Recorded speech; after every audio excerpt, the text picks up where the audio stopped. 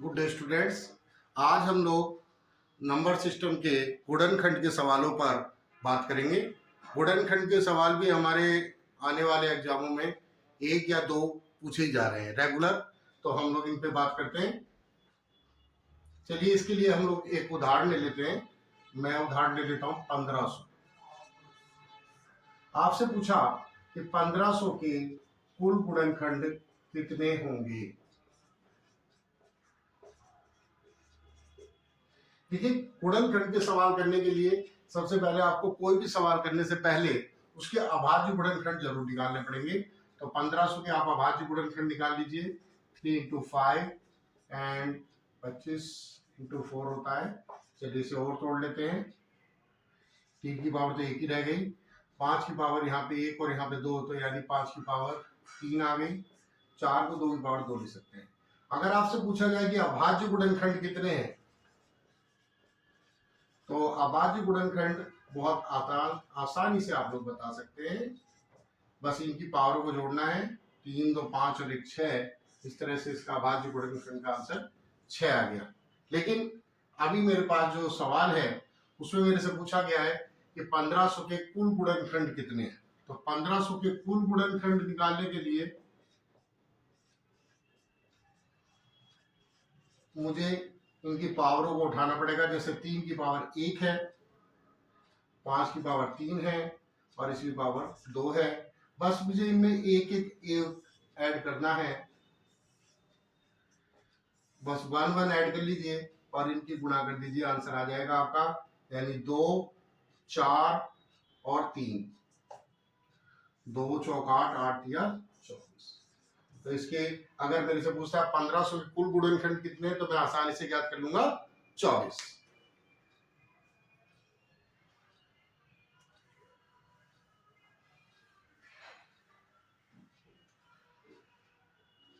कई बार पूछता है कि 1500 के विषम गुणनखंड बताएं।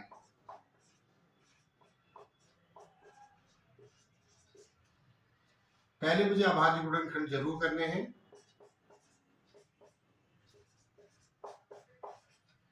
यानी 5 की पावर 3 और 2 की पावर 2, ये तो मुझे करने ही करने हैं। अब मेरे से कह रहा है कि इसके अभाज्य गुणनखंड, सॉरी विषम गुणनखंड बताएं। तो आप देख रहे हैं ये वाली वैल्यू विषम है, ये वाली विषम है और ये इवन है। तो अगर विषम पूछा है तो इसे मुझे नहीं लेना है, बस मुझे इन्हें कैलकुलेट करना है। और आप देखिए यह आ गया 1 + 1 2, बिल्कुल उसी प्रकार से। और 3 + 1 ये आगे दिया आपके। आंसर करेंगे 8, आपका आंसर आ जाएगा। 4 दूनी 8। तो आपसे पूछा जाए कुल विषम गुणनखंड कितने हैं, तो आप आसानी से बता सकते हैं 8 है। चलिए यहीं पर हम लोग फिर से एक सवाल करते हैं। 1500 के सम गुणनखंड ज्ञात करते हैं।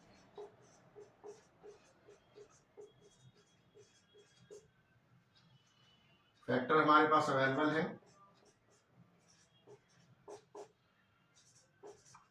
ठीक, तो सम कैसे निकालेंगे। सम में क्या करना है, विषम वाली वैल्यू को जैसे पीछे लिया था वैसे लेंगे। यानी 1 + 1 2 और 3 + 1 4। लेकिन सम में यहां पर जो वैल्यू है 2, इसमें प्लस कुछ नहीं करेंगे, इसे ऐसे का ऐसे ही छोड़ देंगे और कैलकुलेशन करते हैं। 2 4 4 दूनी 8 और 8 दूनी 16। देखिए ये आया 8, ये आया 16। अगर आप इन्हें जोड़ देते हैं तो 8 और 16 हो जाएगा 24। और अभी हमने कुल गुणनखंड निकाले थे, उनका योग भी था 24। तो यानी दोनों को मिलाकर 24 गुणनखंड हो जाएंगे। ठीक,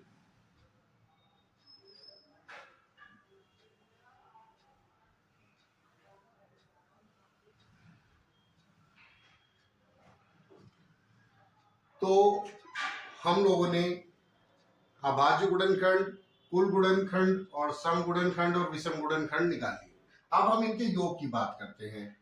तो पहले कुल गुणनखंड के योग का निकालते हैं।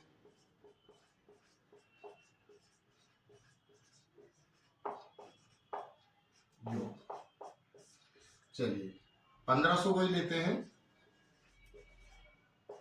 इससे हमारा सवाल एक जैसे ही रहेगा। फैक्टर कर लेते हैं। यहां तक हम लोग वैसे के वैसे। अगर कुल गुणनखंडों का योग पूछा है तो चलिए निकालने के लिए ये जो 3 की पावर 1 है इसे 0 से स्टार्ट करना है, बस इतना ही ध्यान रखना है। 5 की पावर 3 है, इसे भी 0 से, और 2 की पावर 0। इनके मान लिख लीजिए। जिसकी पावर 0 होती है उसका मान 1 होता है, और 3 की पावर 1 का मान 3। यहाँ पे आ गया जी मान 1, 5, 25 और 125। और इसका मान आ गया जी 1, 2 और ये आपका आ गया जी मान 4। चलिए रख देते हैं इनका मान, यहाँ पे कर देते हैं 3 और 1 4 हो गया। इसे जोड़े तो 125 और 25 150, 156। और ये हो गया जी आपका 4 2 6 और 1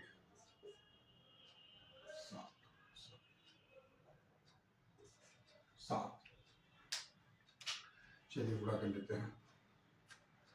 पहले 7 से कर दे इसकी।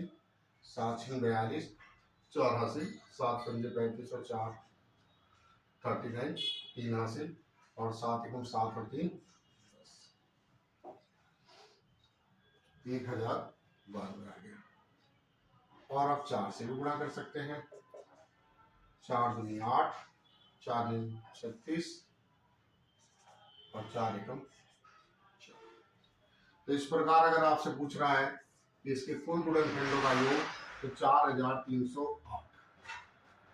चलिए तो हमारा कुल गुणनखंडों का योग आ गया है 4368। ठीक, क्लियर।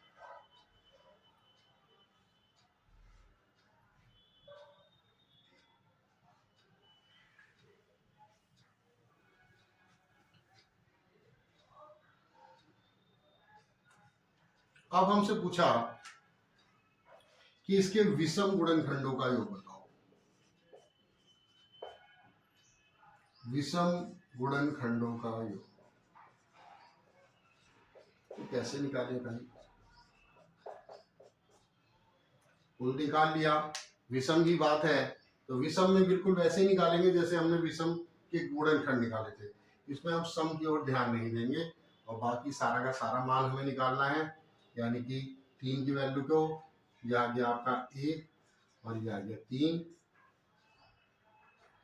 इसका मान निकालेंगे 1, 5, 25 और 125। कैलकुलेट करिए। 156 इंटू 4, 4 6 24, 2 हासिल, 4 5 20 और 2 22 और 4 एकम 4 6। तो ये आ गया जी आपका 624। ये आपका विषम का आ गया।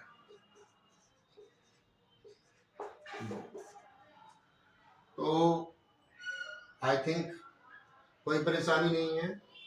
सम में हमने सारे लिए थे, ओ सॉरी, कुल में हमने सारे लिए थे, विषम में खाली विषम विषम को उठाया है, जैसे वहां पे विषम उठाया था। चलिए सम का भी योग निकाल लेते हैं। बस बाकी की हमें जरूरत है तो मैं उसे नहीं हटा रहा हूं। आपसे पूछा सम गुणनखंडों का योग। चलिए सम यानी कि इवन कहते हैं सम को अंग्रेजी में। अगर अंग्रेजी में प्रॉब्लम हो रही है तो ध्यान रखें, गुणनखंड को फैक्टर बोलते हैं, का योग निकालना है।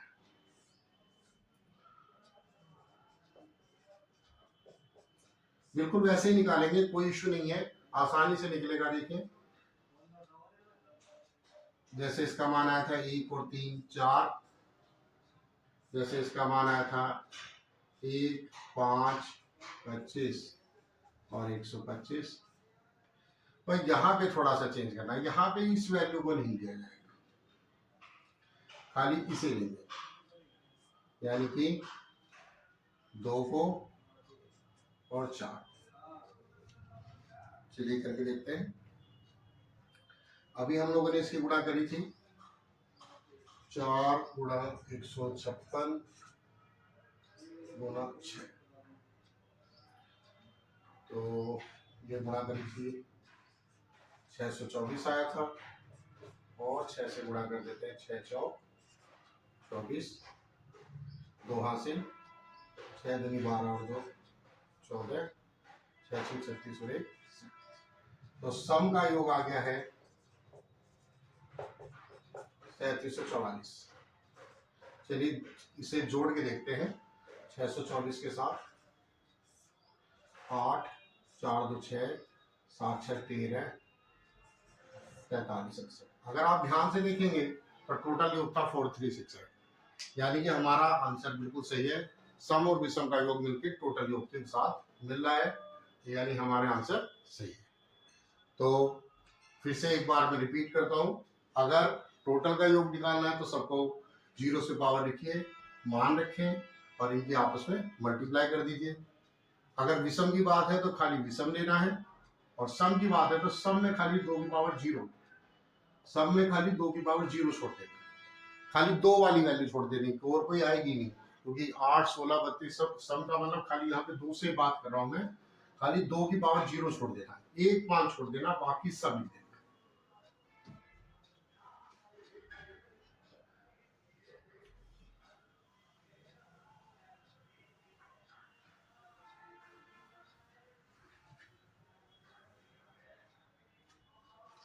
उम्मीद है कि आपको गुणनखंड के सारे जो अभी तक निकालना योग वगैरह आगे होंगे। कुछ सवाल और देखे जा रहे हैं, जैसे आपसे पूछा कि 1500 के गुणनखंड में कितने परफेक्ट स्क्वायर है, यानी वर्ग है।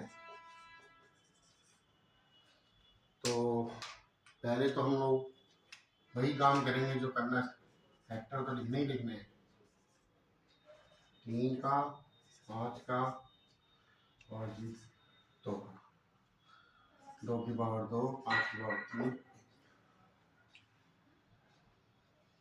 ये इसके फैक्टर हो गए। चलिए इन्हें फिर से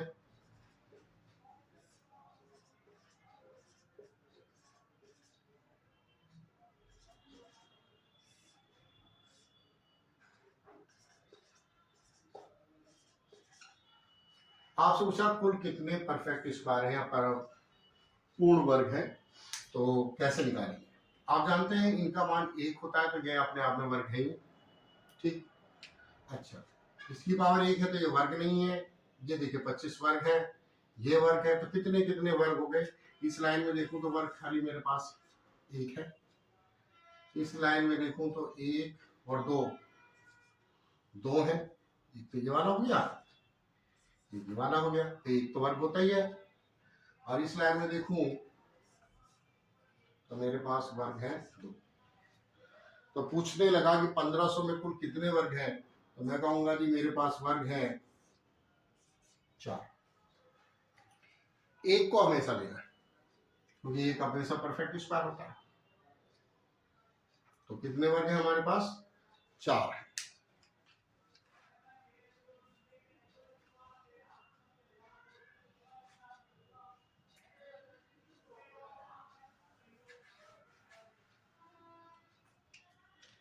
हमसे पूछा बताइए 1500 में कितने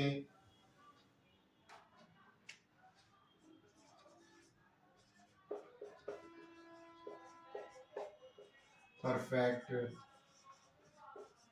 घन है, क्यूब है। ये भी वैसे ही होगा, बस इस बार क्यूब को ध्यान देना है और कुछ नहीं। फैक्टर कर ले 1500 के,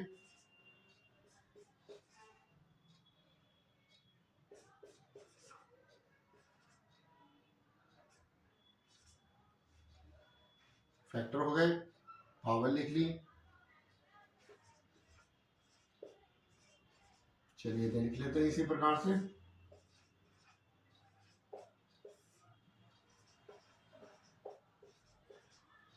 ठीक, पूछा परफेक्ट क्यूब, तो इसमें भी आपको क्यूब में ध्यान रखना है, एक परफेक्ट क्यूब भी होता है, तो एक को तो लेना ही लेना है, एक तो इसे लेना है और एक इसे लेना है।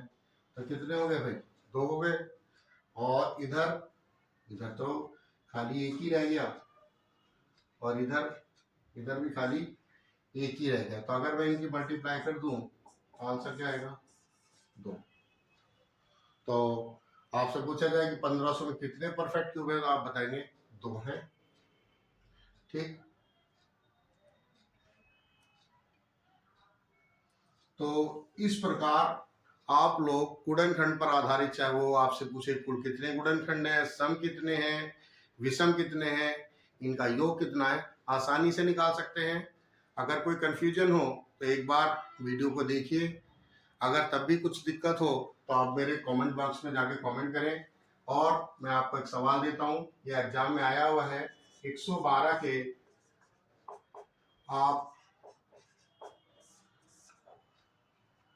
सारे कुल गुणनखंड भी, उनका योग भी, सम गुणनखंड भी, उनका योग भी, विषम गुणनखंड, उनका भी योग, और परफेक्ट स्क्वायर और परफेक्ट क्यूब मुझे बताएं, मैं उनके आंसर जरूर दूंगा। अगर कुछ आपको कंफ्यूजन होगा तो अगर आप मुझे नंबर प्रोवाइड करेंगे तो उसके व्हाट्सएप पे भी मैं सॉल्व कर दूंगा, आप देखिए। ओके, फिर मिलते हैं नेक्स्ट वीडियो।